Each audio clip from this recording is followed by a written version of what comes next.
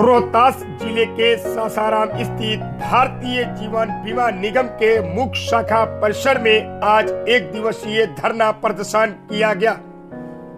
इस दौरान भारतीय जीवन बीमा निगम के अधिकारियों समेत कर्मचारियों ने सरकार के विनिवेश नीति आईपीओ लाने सहित वेतन पुनर्निरीक्षण की मांग की। वहीं विनिवेश तथा आईपीओ संबंधी मुद्दे पर कर्मियों ने आक्रोश जाहिर करते हुए कहा कि 1956 के स्थापना वर्ष से ही भारतीय जीवन बीमा निगम भारत सरकार के एक मुफ्त सेवा कंपनी है, जिसमें जनता की गड़ी कमाई का पैसा जमा होता है। विनिवेश होने पर इसका संचालन निजी हाथों में जाने की संभावना नजर आ रही है।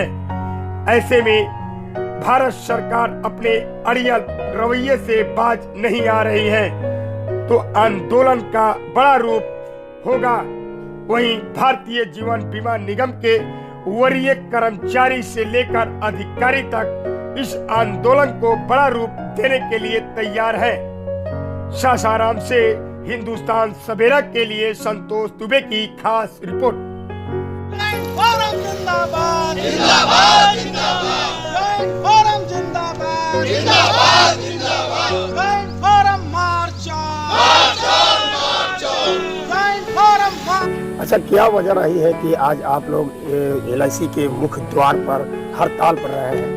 ये हमारा पहले से एक चरणबद्ध तरीके से हम लोग आंदोलन कर रहे हैं अपने वेतन पुनरीक्षण के लिए और नई श्रम कानूनों के विरोध में।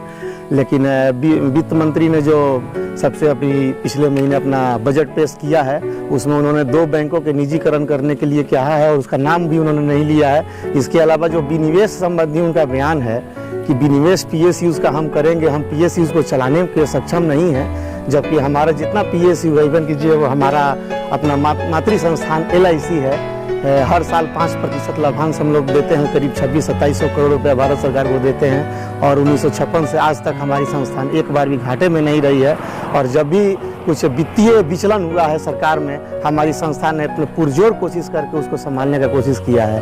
और उसके बावजूद भी सरकार ऐसी नीतियाँ दे रही हैं। इसके विरोध में आज हम लोग एक दिन का हड़ताल कर रहे हैं और अगर सरकार हमारी मांगों को न मानेगी तो यह आंदोलन आगे चरणबद्ध चलता रहेगा। क्या लगता है कौन सी मांगों को लेकर आप लोग यहाँ धरना पर हैं? सबसे पहला हमारा है PSU को विनिवेश करने के संबंधित जो उनका बयान है सरकार का, हम लोग विनिवेश के खिलाफ दे रहे हैं कि जब हम बेहतर काम कर रहे हैं तो हमें सरकार के साथ रहने दिया जाए। हमारी संस्था में जनता की गाढ़ी कमाई का पैसा जमा होता है। हमारे तकरीबन 12 लाख अभिकर्ता देश के हर एक गांव, हर एक पंचायत में घूम घूम के बीमा का प्रचार प्रसार करते हैं और उनकी गाढ़ी कमाई मजदूरों का पैसा लाके प्रीमियम के रूप में जमा करते हैं। और विनिवेश के बाद जब ये प्राइवेट हाथों में चला जाएगा तो फिर पैसा हमारा कहाँ जाएगा? ये पैसा सरकार का सुरक्षित नहीं रहेगा जनता का। हम उससे बहुत चिंतित हैं, इसलिए हमारा सबसे मेन कंसर्न वही है।